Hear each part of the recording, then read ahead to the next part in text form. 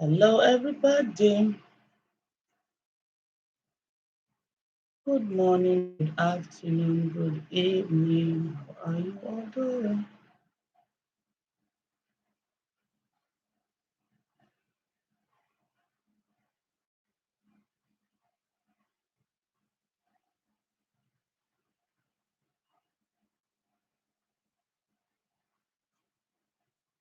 Hello, everybody.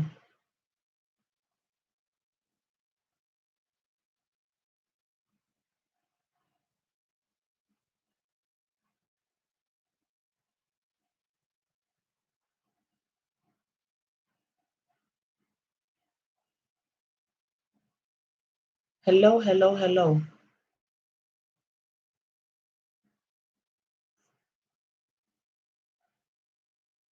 Just trying to share the live.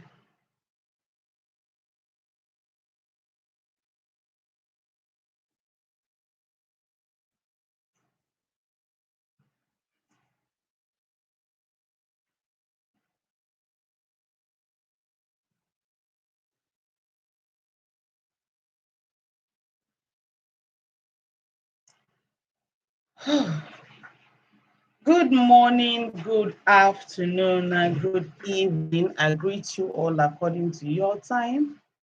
Just Empire. And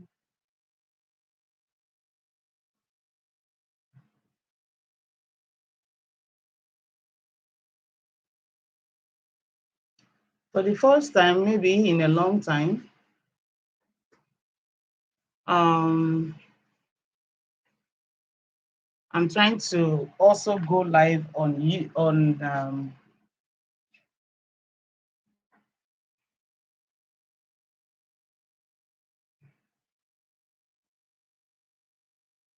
I'm trying to go live also on TikTok, okay?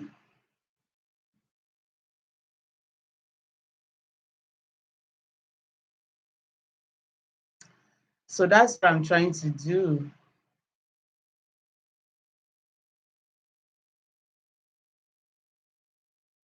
Okay, yes, we're here. I hope you guys can see me. Hi, Lona. I see you, my beautiful angel. How are you doing? It's so good to see you. Can you guys hear me? Oh, it's been a whole lot of hustling and puzzling for me to come live today because you guys know that they said change is constant and growth is good. Yeah, it's good to grow. It's good to grow. Oh, you want to try new things, you want to improve in what you're doing, and it's okay to do that if you guys understand what I mean. Yeah. So having PC or laptop, should I say laptop? I want to be live streaming my YouTube live on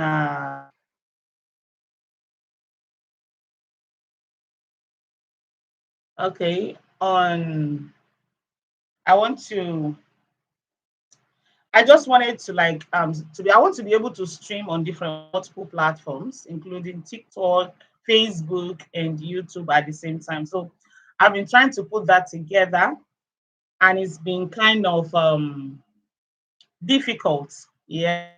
But finally, I'm able to do it. I'm able to connect all the dots, and I'm very, very excited. I'm happy to be able to do that. Right now, I'm live on Facebook, I'm live on TikTok, and I'm live on YouTube. Three in one, all at the same time. So my YouTube is on a laptop. Thank God for that. Growth is constant, yeah. And I'm happy to be able to do. I've been trying to do this connection all day today because at some point I got tired of daily monthly data on my mobile phone, on my mobile phone. So I decided that I'm going to be using unlimited, So I got the router, and it's been really so difficult. Like I'm supposed to have come live. First of all, let me apologize to you guys, most especially on YouTube. You guys have been waiting for this live stream. I would have done this live stream hours ago, but due to the connection, I couldn't do it, So I just had to put myself together and be able to do the right thing. Yeah. So thank God right now I am connected. I can see my angels. Hi, Jackie 2027. Oh, see, it seems like I can't wait for 2027. Yeah. Maybe the election. I can't wait for the election, Nigeria election to come and go. So maybe that's why I'm trying to fast forward the time. Jackie 2026, it's so good to see you. Thank you so much for joining me tonight. On tonight's episode, I don't know those on Facebook, can you guys hear me? If you can hear me on Facebook, the question is, do you still pay tithes? And during this live stream, I'm going to be telling you, I will gist you guys, I'll give you guys a very, very sweet story. Yeah, you guys will learn. I don't know if some of you have heard that story. I've told this story a long time ago. The reason I stopped paying tithes, and I'm still going to repeat that same story tonight. So the question is for those who have not been on this live stream, I'm going to ask that question. Do you still pay tithes in church? Do you still pay tithes? Once again, good morning, good afternoon, good evening. I welcome you all to Angels Empire and I greet you all according to your time. Thank you so much for joining. Let me see in the comment section. I'm asking if you still pay tithes. Do you still pay tithes? Do you still pay tithes? Let me see in the comment section. And to those of you on TikTok, please power tap for me so that people can see the live, so that others can join the live. If you're on TikTok, please do me well by power tapping and sharing this live so that others can join. On Facebook, same thing. You can share. You can love and like is very, very important. I can't see anyone on Facebook yet. I don't know if it's Facebook doing its normal thing. Please, if you're watching me on Facebook, please do say hi. Just say hi to me so that I will know that you're watching me. And on TikTok, you can as well just say something. You can say something. I'm still trying to understand how TikTok works. I'm still trying to understand how TikTok works. But for the meantime, let's just see how it goes. Okay, so what we're doing here is we're just talking about tithes. Do you still pay tithes? Now I'm going to be telling a story. Okay, I'm going to be telling a story of something that happened about 6 years ago while I was still in my formal area where I used to live.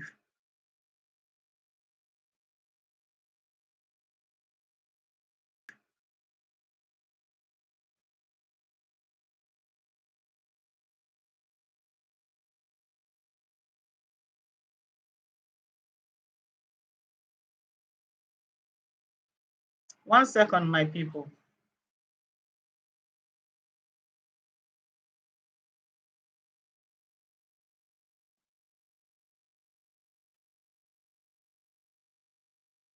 One second. I'm trying to see something on.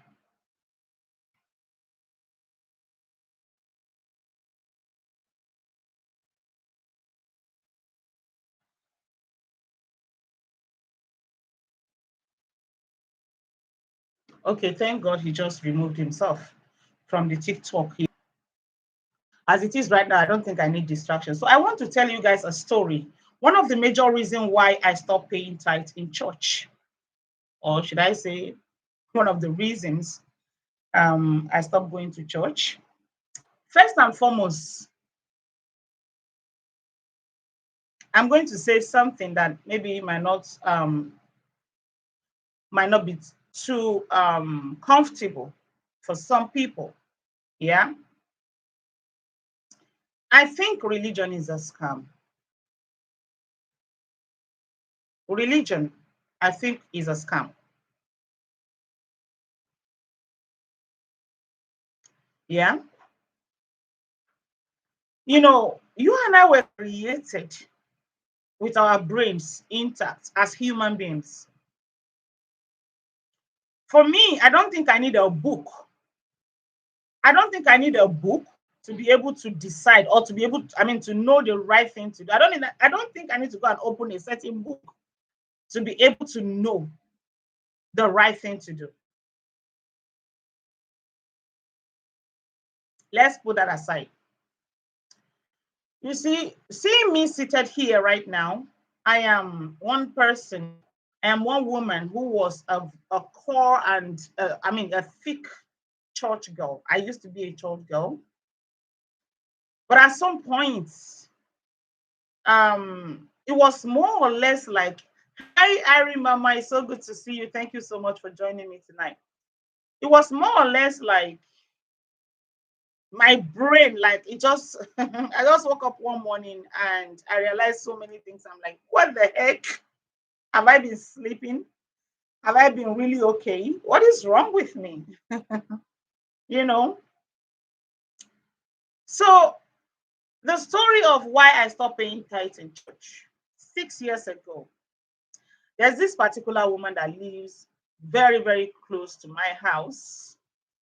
She sells bits and pieces like provision, like detergents, sachet milk, Milo, chocolates, little things to survive. So we became friends because when I moved, into the area somewhere very close to her, she I buy things from her, the little things that I need, I would go buy from her. And so we became friends. I mean, we became friends. Now, here is the thing. This woman, this woman was very, very poor. Like when I say poor, she was a very, very poor woman. She managed, she was married, should I say she was married to a jack, to a jack. And the irony of it all is that she loves her husband so much, but this man was a jack. Yeah, he was treating her very, very bad, like extremely very bad. Think about how bad a woman can be treated, in a marriage. Think of this woman I'm talking about. So we became friends. Each time I go to buy things from her, this woman will hail me. She will praise me. She will be like, she sees me like way high. Even though me myself would just look at myself and be like, oh, just managing life and trying to put things together and take care of myself and my family. And I don't really see myself, in that place where she actually placed me. Like she sees me like in a very, very high place. And I'll be like, oh my goodness, girl, I'm just it's not that rosy as you think it is. So she respects me a lot. And me, I don't discriminate, despite how rickety, or I don't want to use bad word for her, but I will sit with her, you know, because she sells this little provision in front of her house. She have a little kind of kiosk and table where she put those things and she sells. So I will sit right there with her and we will have a conversation. We would laugh, we would cheese. She became my friend. I don't see her low the way she sees herself, because this woman literally sees herself as someone who is way down, down low, very, very low in life. So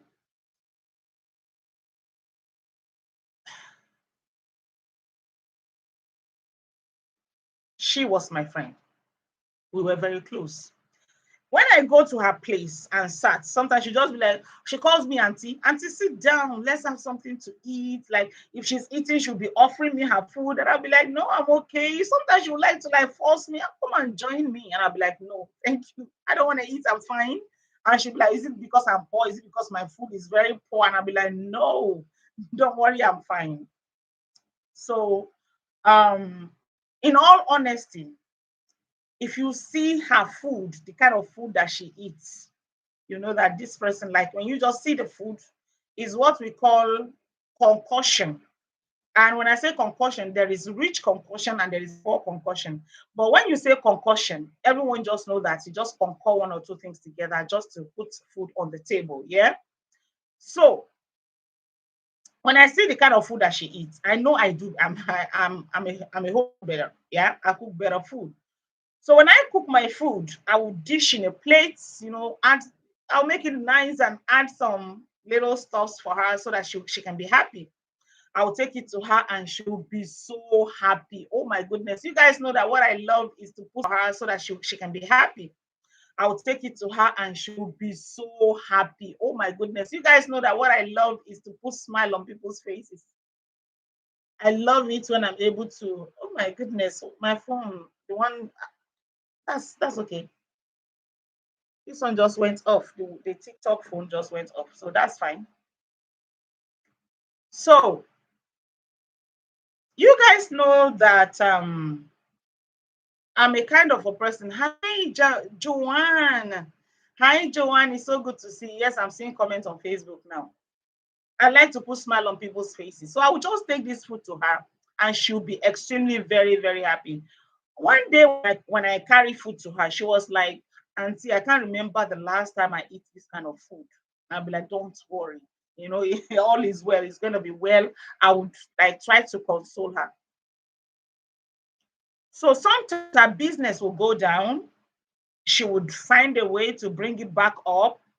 There was a time her business went really down, and I had to just assist with the little that I can so she can bring back the business, and continue with her life. So she's just like that, managing, squeezing, and the husband was not helping matters. Even in this situation, this man will fight this woman. He will insult this woman, treat her badly. Sometimes he will not sleep at home. Like the man was just a jerk, if you understand what I mean. So, and this woman have that she's diabetic and she's struggling with it. In this situation, in this condition, when you can barely feed yourself and your kids in this part of the world, in that situation, how can you survive being having some ailment, such a critical ailment that desire some, I mean, that's oh my god. You guys know what it means to be diabetic, right? You know you need to take care of yourself. There's some certain things, drugs and all of that, some certain food that you should not eat. You need to eat well. She was struggling with this diabetes, plus the fact that she's married to a jack, plus the fact that she's broke, she's poor. Yeah. So each time I go to sit down with her, she will give me stories. She will tell me what she's going through. Like she hides nothing from me. She tells me literally everything that she's going through, even up to what the husband is doing to her, whatever he does. The moment she sees me, she would share these things with me. I would console her. So at some point, now let me quickly tell you guys something in Islam. Yeah, she's a Muslim. She's a northern woman. She's from the deep core north. She's from Kano State, and in the north, in the northern part of Nigeria, they practice Islam. That's just the way it is.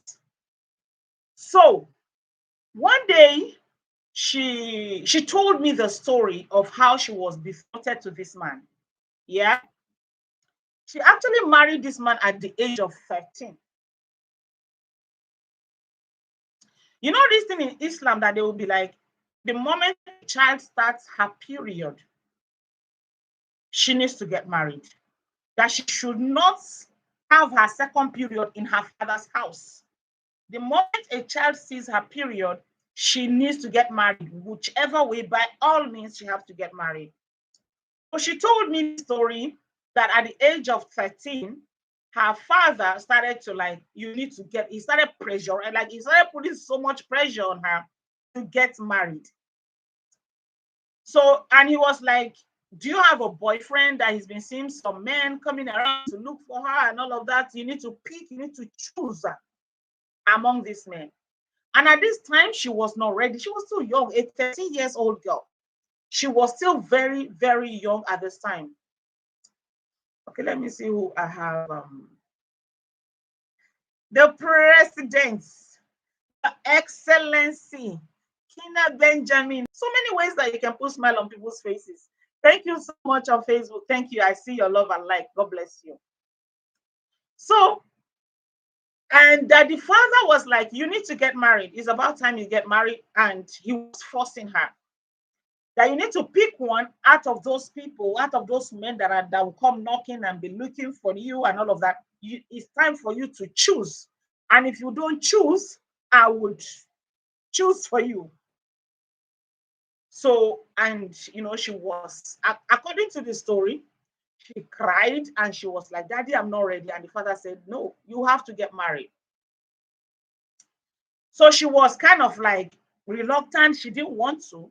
She said that the third time the father told her about this, that he beat her mercilessly, that he nearly killed her. And he said to her, I will buy you. It's me. I will buy you with my hands. If you don't bring a man, if you don't get married, I'm going to buy you. So she was left with no choice but to choose one person, which was the man that she was married to at that time, that was treating her really, really bad. So each time she have issues with this man, she will run back to her father's house and the man will chase her back. Go and make it work. Yes, it is your responsibility as a woman to make it work. It is your responsibility as a woman to make your marriage work. I'm telling you guys real life story. I was involved. Like, she was my friend. You have to make it work as a woman. It is your responsibility. In this part of the world, if marriage goes wrong, it's the woman. No matter what happened, all fingers will be pointing at you. It's the woman to be blamed. So most men to be blamed. So most times she will have issues. She will have, she will run back to her father. He will chase her back to the husband. And there's something in Islam as well. They have a strategy, some sort of strategy of divorce. You don't really need to go to court or go anywhere for your divorce. All you have to do is say it with your mouth. Just say it, and the marriage has ended. Now, they have divorce one, divorce two, divorce three in Islam. Once it is three, then it's irreconcilable. You can't reconcile. Now, this is the funniest part of this whole thing. If you're married to a Muslim, for example, and he divorces you, all he has to do is just say the word. I mean, say the word. And he'll be like, I divorce you. That's just it. Just saying it, I divorce you. Then the wife will ask, how many? He'll be like, one. If he says one, you have to leave. He'll be like, one. If he says one, you have to leave. You have to go back to your father's house. And there will have to be some sort of reconciliation, some sort of negotiation, maybe between the family or between you and your husband, whatever. You just have, the moment the man says, I divorce you, you have to pack your things and leave. Then when there is reconciliation, you come back. That is one. You have one divorce already. If something happened and this man says again, I divorce you, and you ask, how many? He says one. You will go again. That's two. If it happens the third time again, still the same thing, you will go and come back. But after that, no, sorry, if it happens the third time, the marriage has ended. You do it first, second, you just have to manage whatever situation you are in after the second divorce. Because if it happens the third time, that is the end of the marriage. Now, here's another thing. If the man divorce you the first time, the moment he says, I divorce you, and you ask how many, and he says three, that is the end of it. So it depends on the man. You as a woman have no right to want to leave your marriage. The man will have to be the one to let you go. It's funny, really. I really cannot comprehend. I cannot understand some certain things in religion. A woman has nothing. In Islam, you're just there like a woman. Like as a woman, you're baby making machine. That's just what you're there for. Take care of the house, clean the house, cook, make sure, and lie down sexy at night. Think that that's your fan giving your hair is blowing in my face. Bryce, you have started again. Be careful with me this evening. Which one? How can my fan reach where you are? How possible is it that my fan will get to you from the phone? Is it from the phone or what? Be careful, though. Sherry, I divorce you, Angel, and I want to find a settlement.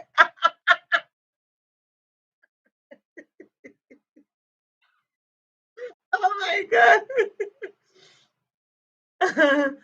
Okay, so what's happened here? What is that? Okay, I'm just trying to check something.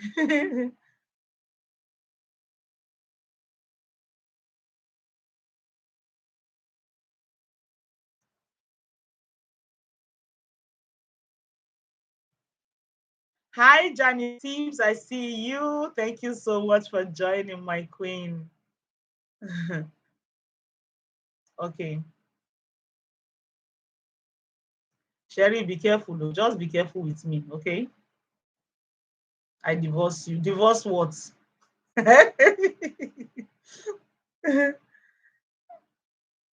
My baby making mention. Okay, continue. Just continue. Don't worry. I will have time for you. Let me finish my. Let me just analyze to an extent first before I will come to you. Continue. So now, if the man says it, if he says I divorce you, and you ask how many, and he says three, that is the end of it. Now, here is the funniest part of it. If you're divorced three times and your marriage ends, the only way you can come back together is if you go and marry another man, consummate the marriage with another man, get divorced from that man, and then you can now come back together.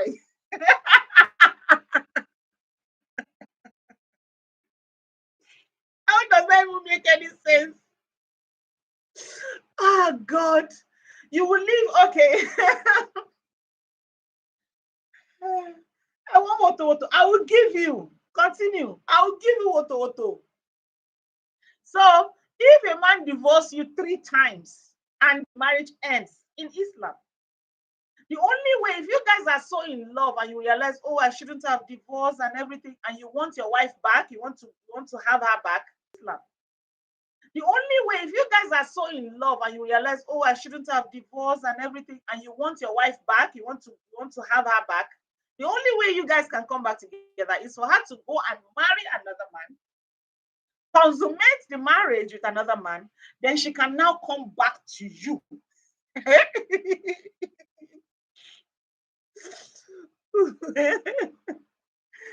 Imagine that.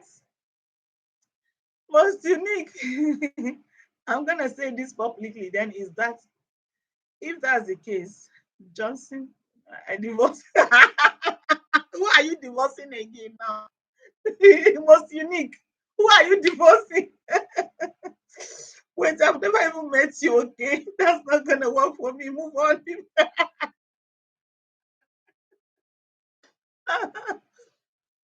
Okay, so now let's go back to this woman. Angel, I want you back until I marry another man.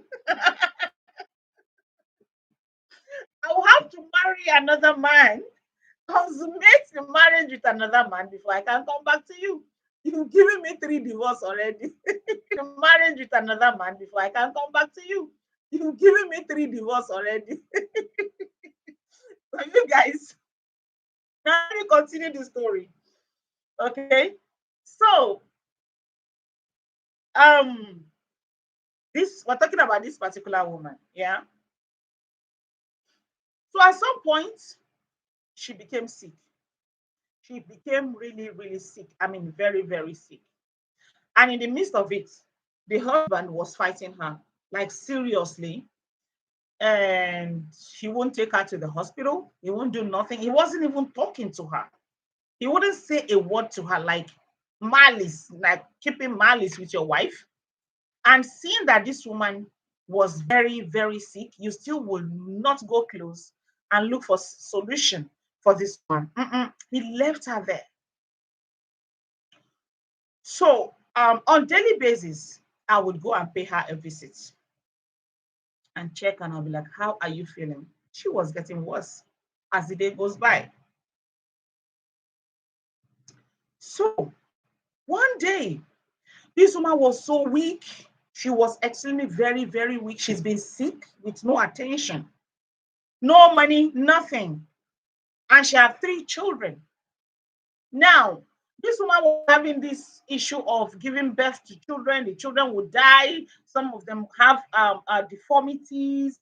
Like her first child cannot talk, she cannot see, she cannot walk, she's imbecile. This child is blind and imbecile at the same time.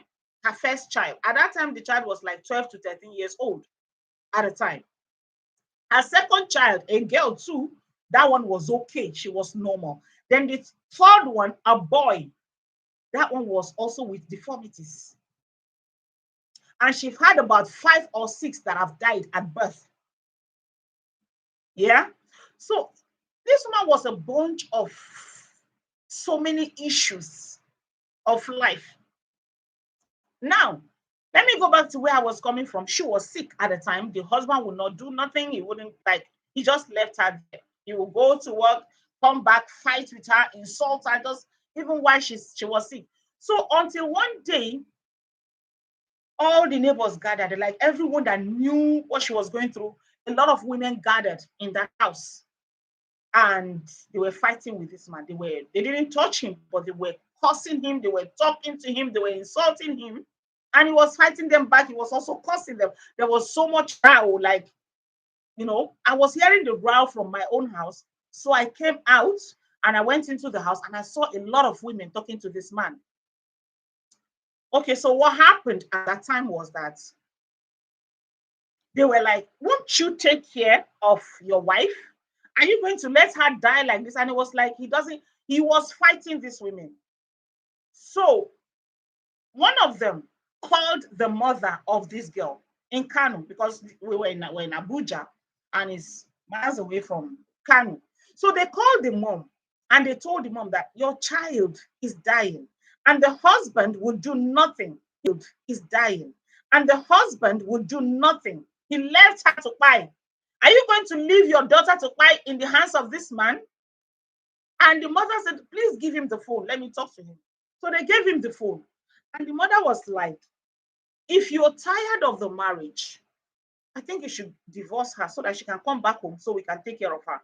Now, why this woman said that was she actually thought that this man was going to show some sort of remorse or some reluctancy towards the divorce or something. She just said it to scare him, to make him, to enable him so he can sit up and take care of his wife. She just said it. She didn't mean it. She just said, oh, well, if you're not going to take her to the hospital, if you know you're not capable of taking care of her, why not divorce her so she can be free so that we can take care of our child?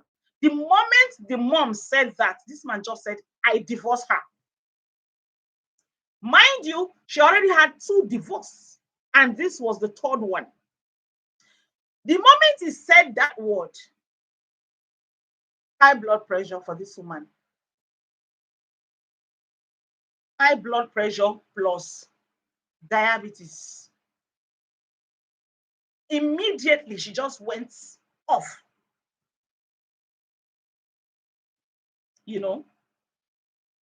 So people started cursing this man, raining curses on him and everything.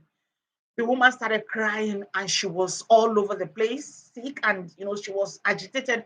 That was the least that she was expecting in that condition. Now, why all of these things was going on? Me, I didn't have so much. I was just managing life. But I was a faithful church girl. I was Jesus' child.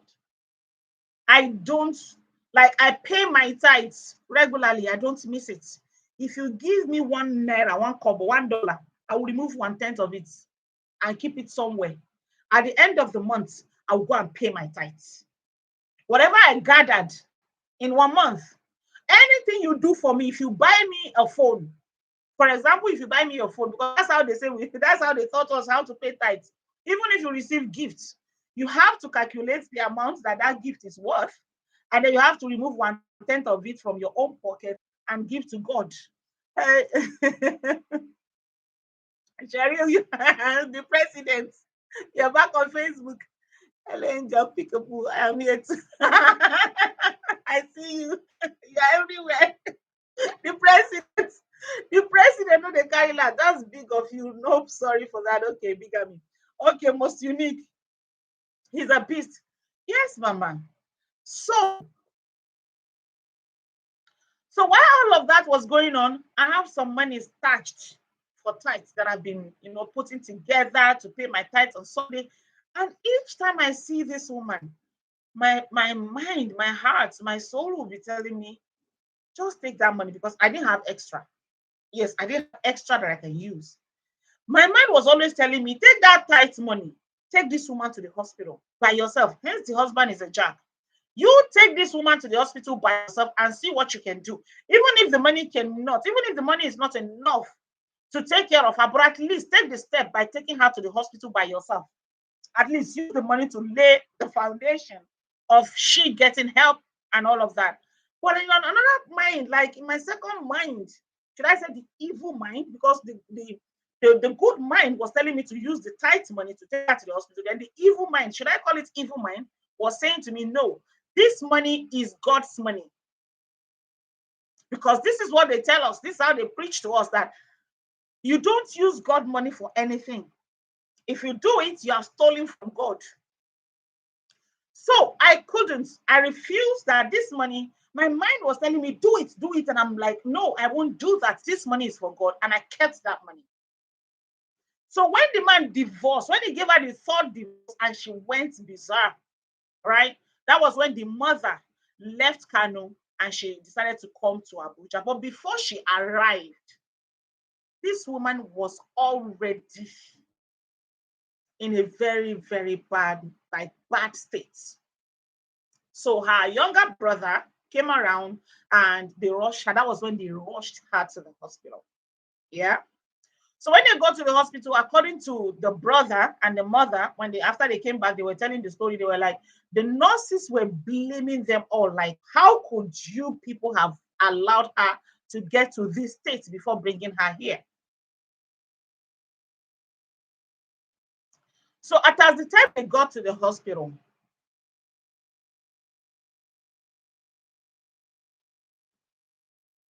President, where are you going to? Oma Show, blessed Sunday to you. Happy Sunday. Where are you going to the president? Where are you going? So at the time they took her to the hospital, it was already too late. She gave up. She died.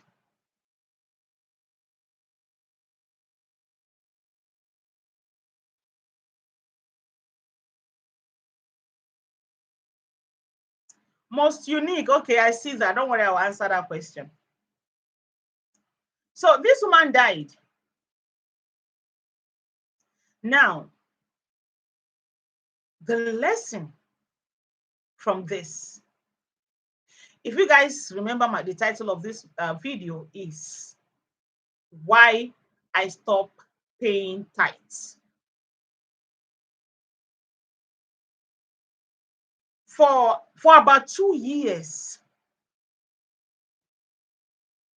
I couldn't be alone by myself in the house unless someone is with me. I felt like I would see, I see her in my dreams. I couldn't take her off my mind because I was feeling guilty. Like I was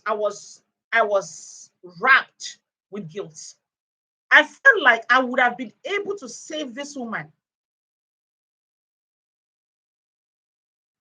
And the truth of the matter is, maybe, just maybe, if I had done what my heart was telling me to do at the beginning, maybe she would have been alive today.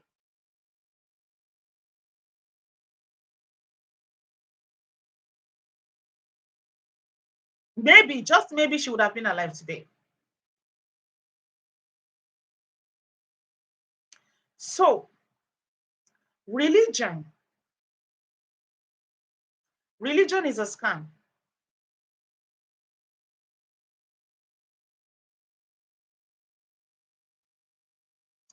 If you look at some certain things that religion tells you to do, you'll just be wondering, like, how can this even be possible with your brains, with my brains intact? How can you be telling me to do these things? It's like you telling me to remove myself from normalcy and become abnormal, to become an abnormal person. Some of the things. When you look at this context of tithes, how does it even make sense that God that created you and I would ask you to pay him? Because they literally call this tithe of a thing, they call it pay. It's not like they will say bring or do or help. They will tell you pay. It's just like me telling you right now to pay me for watching me. Won't you just be like, what the heck? You will just leave. You'll be like, what the heck? What am I paying you for? They ask you to go live. You decide to go live by yourself. What am I paying you for? So how can God be asking you to pay him to bless you? Then why is he God? Excuse me. Don't get it twisted. I'm not an atheist. I believe there is God. But you see, religion. Me, I just believe that God has no religion. I believe that God has no religion. I believe that, excuse me, guys.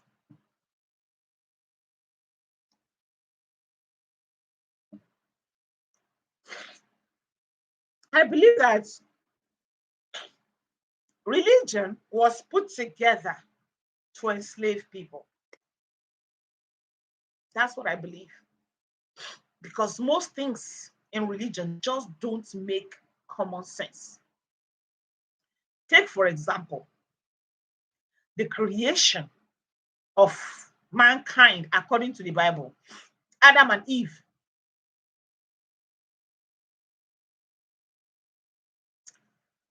Let's take, for example, another example is Satan, devil, right? The story of Satan in the Bible. How God created devil and Satan betrayed God and God threw him. Now, this is the question that I keep asking that nobody can answer, no pastor can answer. You say that God is all knowing. He knows the beginning, he knows the end. He knows what is going to happen even before it happens. How comes God did not know that devil was going to betray him before he created him? Why should I create someone that will betray me? And if God is all knowing, me, I believe that religion is what I'm beginning to see as a scam, not God himself. Because God has been proven to exist, except for the atheists, except for the scientists that have seen something else or that have studied like it. But for me, I believe that God exists. Religion is what me I'm beginning to see as a scam. Now, God knows is all, I mean, God is all knowing. He knows the beginning and the end. He knows what is going to happen even before it happens. And he knows that the devil, he knows that Satan was going to betray him. Why then did he create Satan? This is Sunday sermon. Then after he created Satan, Satan betrayed him and he threw Satan from heaven to earth. And today, Satan is terrorizing the earth. Who are the ones suffering from it? It is not God who created the Satan that is suffering from it.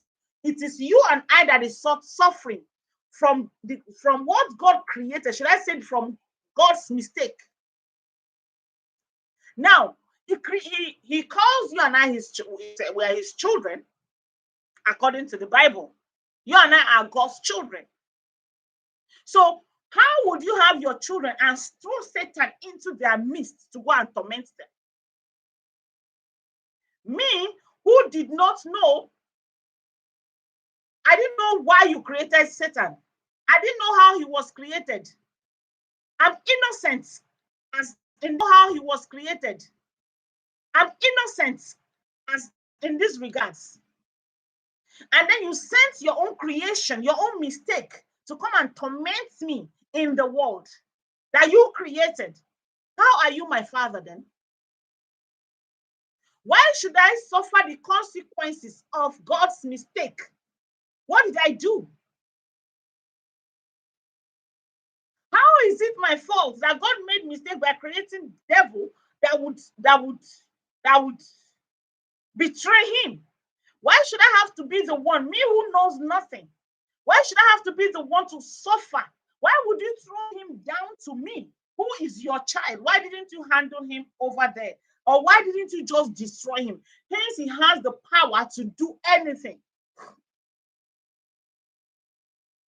Why didn't you just destroy that devil just so it doesn't exist and so everyone can be at peace? Now, in that context, if you ask me, what does that tell you? It tells you that no devil exists anywhere. There's no Satan. There is no such thing as Satan, as far as I am concerned. If you can think critically. Now, let me tell you who the devil is. You and I.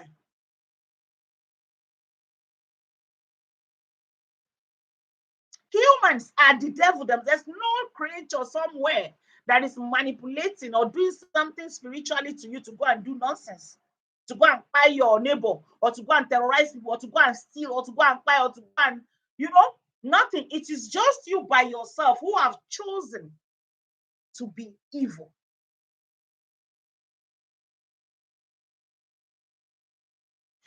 God created humans. Go into the world and explore. He has created everything that we need to survive. He has given you brain to know good and bad. Devil does not exist. Religion for me is a scam. Now let's go to that place in the Garden of the Eden where God created the fruits, the forbidden fruits in the middle of the garden. We've talked about this before and it's very funny, yeah? In the middle of the garden, when God knows, God who knows the beginning and the end, he knows what is going to happen even before it happens. Yet, he knows that if he puts that fine, sweet fruit in the middle of the garden, that temptation, Adam and Eve will eat it. He knows they would betray him. He knows they would disobey him. And yet, he created the tree, he put it in the middle of the garden, and he told them, imagine the temptation. He told them about the fruit and said, this fruit is there. This is the only fruit that you have been forbidden. You have been forbidden from eating. You told me about it. Maybe they wouldn't have eaten it if they weren't aware. If you hadn't told them, maybe they wouldn't have even eaten it. Maybe they wouldn't have known that it exists. So why should you create temptation in children? Why would you intentionally want to tempt your children? Why? What kind of a God is that? Would do that? Why? And if you ask this question, they will say, God knows why he does what he does. Well, if he knows why he does what he does, me, I have the brain to ask questions. And I know I'm a mother, I'm a parent. I know what what I will not do to my child. I know what I would prevent her. Some of the certain things that I've been through in life, I don't want my child to go through it. And so I would do everything possible to protect her from harm. I would not tempt her. So why would God intentionally want to tempt us? If he's our Father, as he says, and if he's all loving, as he says. Take a good look at the story of Jacob. The things that Jacob went through according to the Bible. He was tempted with everything. His children died. His wife. So many things happened to Job. He fell sick and everything just because God wants to test him. Why would you punish your own creation that way just to make yourself satisfied, to make yourself feel good? That is why I believe in God. I believe he has created everything. Just go and survive by yourself. What kind of a God will do that to his own children? Why would God create us, sent us Satan by himself? He threw him down to come and tempt us. And then he went back to heaven and prepared hell for me to go and burn After I fall into his own temptation, he is the one that created the temptation, right? According to the Bible. He created those temptations. He created Satan. He created Satan. Satan betrayed him. He threw him down to the earth. And the Satan will come and torment me. And you're telling me to resist him. So if I cannot resist him, you have already prepared a hell that you put me into born from what you created, the evil that God himself created for me to come and tempt me with. And you said, and they said, he is all knowing. No man is perfect. He didn't create us to be perfect. So if I'm not perfect, how can I escape 100% of the temptation that you have sent to me by yourself? A loving parent, a loving father will protect their children from temptation. He won't create it for them. He won't. So after doing all of this, you created the devil, throw him down to me. And then you went and create hell that I will burn. After I fall into your own temptation. Make it make sense. When you ask this question, they will tell you they don't have answers for it. They have no logical answers for these questions. They will tell you he knows why he did it. That's the answer you will get. He knows why he did it. Who has ever seen God? If God truly, I'm not saying he doesn't exist. If it exists according to the description of the Bible, why can't he even like show us? Okay, all these people that wrote these books, human being wrote these books. No evidence whatsoever. Nothing to show all of these things that they wrote. I don't think there's any history that has been able to discover. If I'm wrong, please put me right, because sometimes we are all humans. Yeah. Okay. Let me see. Let me read comments. I don't want to be the only one talking because this is sermon. Yeah.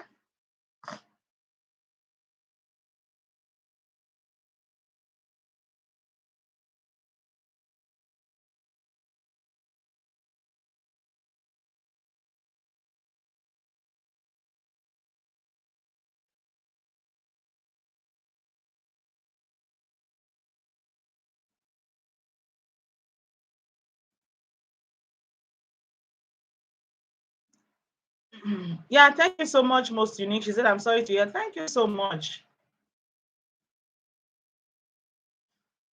Unfortunately, when we come into this life, we have a set time that we have to exit this life, and no matter what people do, but it's our time to go. It's our time to go. Absolutely. Absolutely. One question I always ask people, if God made man, who made God? Man made God by giving it a name. Hmm.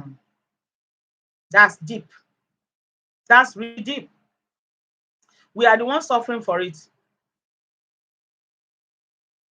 Exactly. Yes. Thank you so much, the president. Bless you too. Yes, Mama Jackie. Omasho say true talk. Thank you so much. Mama Jackie say real talk, sis. Thank you so much. Jean say hi, Angel and everyone. Hi, Jean. It's so good to see you. Um, okay, in my opinion, they lie to us all. Jackie, that's what I think too. That's what I think. Some people have bird brain. Absolutely. When you talk about bird's brain, chicken, chicken. Hmm. See, Mama, let me tell you guys something. You know that animals have brains, sometimes even more than humans. Sometimes when we think about hi Brenda Rogerson, thank you so much for joining. Bless you, said Joanne, thank you so much. Vanessa Harris, I see you on YouTube. Thank you so much for joining me. You see, animals have brains. Who taught the birds how to take care of the children? Who taught the dogs how to breastfeed their children, how to carry the pregnancy, take care of their children? You know, all of these things that animals does. They have their own brains that just not like us. They just cannot hear you and they communicate. They have a way of communicating with each other too. So when they say animals have no brains, no, they have brains as animals. But we as humans, some of us, animals are better than us. Most especially we in Africa. There was a time that the Pope kind of said something about same-sex marriage, and he said that the Catholic can bless them. They can't join them. They can't join them, but they can bless them. I don't know. You guys know. I'm sure you guys heard that. You know when that happened. You want to see Nigerians, Africans? They were running. Oh, they were so mad at that. They were angry. No, that is not acceptable by God. Theism is not acceptable by God. How can that be? They were mad. I'm like, the people that brought the religion to you said they want to adjust, they want to edit. They want to edit their religion, and you want to argue with them. You want to see the way every 5 minutes walking distance in Nigeria is a church and a mosque. It's crazy here. It's really, really crazy when you look at the context of religion. Now, look, when this whole thing happened, the law of the Mosaic law in the Bible, tooth for tat, eye for an eye, you steal, they cut off your hands, you know, so many things going on in the Bible and all of that. I believe that at some point they realized that this thing is going to escalate at some point. People will begin to have sense and they'll begin to have questions about this, and people will revolt, people will rebel against the religion. I think that was when they decided to come together and bring this stuff of Christ coming to die for our sins and all of that stories. I really don't understand that context, even because I've been thinking, even while I was still a Christian, I had questions. It's just that you just don't want to go. You'll be so afraid. You'll be so scared that, oh, let me not ask this question. If I ask, I might go to hell. God might be angry with me. I don't want the wrath of God and all of that. And then you cage yourself with beliefs that was brought to you. The beliefs, things that people sat down and wrote down by themselves. Headsprain and chicken fingers. I'm telling you, crooked fingers. So, when they brought the story of Christ coming to die for us and all of that, at some point I began to think, I'm like, okay, does anyone really have to die?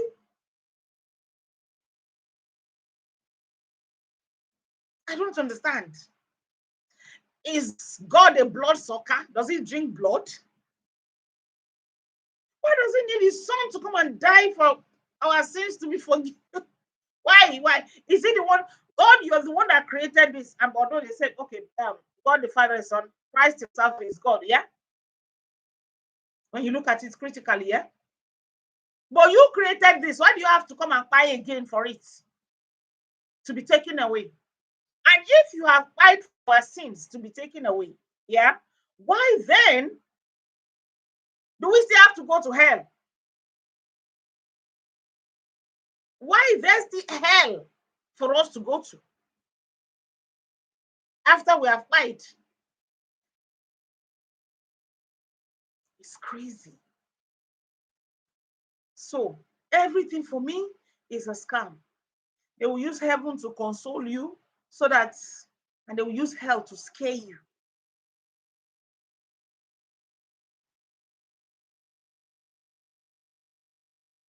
Christ has been there before slavery, before slave trade. After the slave trade, they brought Christ to come and console us. In my own opinion, I feel like if religion, if Christianity is so sweet, if it's so sweet, if truly there's heaven, I don't think that the Europe will want us to go there as Africans. They won't tell you the good news. They will want to enjoy it for themselves alone. They want to keep it for themselves and reserve it. They won't give it to you. They will not give it to you. If heaven truly exists and it's as sweet and beautiful as they describe it, the Europeans, they will not give it to us Africans. They won't bring that news here. But the thing is, all of these things you're telling us, where no evidence, nothing to prove. So far, so good, we don't even see. Like nothing. All these pastors that are doing miracles, look at children with autism online. The ones everyone have seen and confirmed that these children have autism. Children with cerebral palsy, they are there everywhere online. We can see that these children are sick. People who are lame, blind people that you and I know, that we can see, everyone already confirmed that this person is blind. They won't heal those ones, especially these Nigerian pastors. You won't see them coming out to make a post and say, so person, so celebrity, I see what you're going through, or so person, I see what you're going through. Come to my church, I'm going to heal you. We don't see that. You only see them healing the unknown. People we don't know, people we have never seen before. Those are the ones you will see them with crutches, arrangements, miracles. Those are the ones that those are the ones that we see. There's no any miracle anywhere. If you're sick, go and see your doctor. It's all a lie. I started realizing this when my friend got mad. I have a friend that went crazy, cuckoo. Like when I say crazy, real crazy, crazy. I took her to one church in Abuja. I don't want to call the name of the church. It's a very popular church in Abuja, very big church. This man will be the one that will be healing the sick. You'll be like, hey, hallelujah. He's the one that go for crusade all around the world. You see people with crutches and I can walk again. You see the blind, I can see. Oh my God, I can see, hallelujah. When my friend got mad many years ago, I was like, okay, this man does miracle. Then I was still that blind girl. I took her there. They did all their bracadabra. My friend nearly cried. She chased one of them and bite him. One of the prayer warriors. That was when they gave us olive oil. They say, God has answered the prayer. Take her home. Use the olive oil. Give her a cup to drink in the morning. Use it to do a sign of cross on her head at night before she goes to sleep. Nothing happened. Nothing. When you bring real cases to these pastors, to these so-called men of God, they won't even attend to you. They will send their prayer warriors to go and attend to you because they don't want to be put to shame. Everybody they have done healing for, all the miracles that we see, there are people that you and I you've never seen. When there are a lot of people online, you will see them blind for real. For real blindness. You will see them. They don't invite those ones. There's one guy, one child. I don't want to call the name of the parents because I don't want anyone to feel like I'm disrespecting or something. You and I know this parent. I mean this child's parent. She just has a charger for this stuff. 1 second.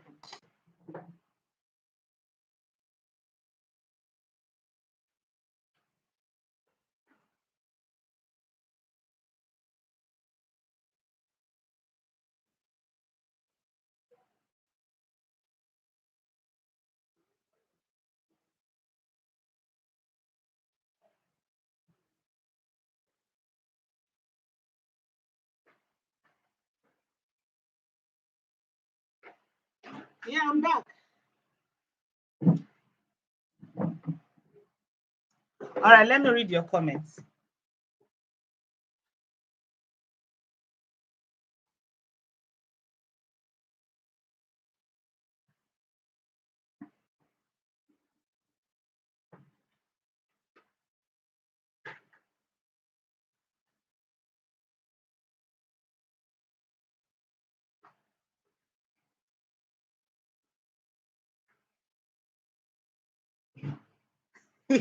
Most unique.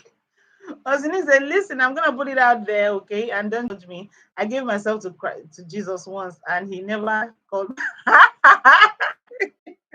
You know how many times I've given myself to Jesus? Do you know how many times? I can't even count. Sometimes when you feel guilty about some certain things, they'll tell you if you know you want to rededicate your life, that's what they do here. They will start by saying, if you have never known Jesus, you want to give your life to Christ, raise up your hand. So when some people raise their hand, they'll be like, okay, you've known Jesus and you feel like you have done some certain things, you have deviated, you want to rededicate your life, raise up your hand. Do you know how many times I've rededicated my life? And giving my life to Christ was unique.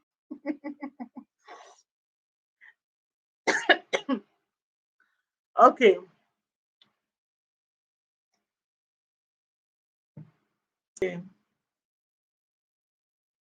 It's telling me slow connection here. I hope the network is not going to do me dirty. Uh,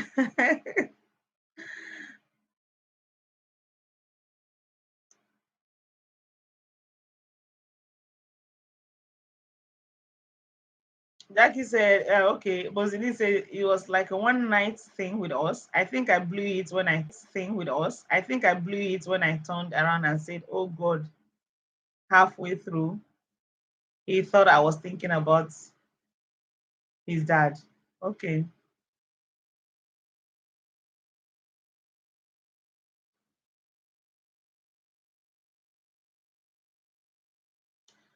Take the word of the Bible just as I take those who tell me,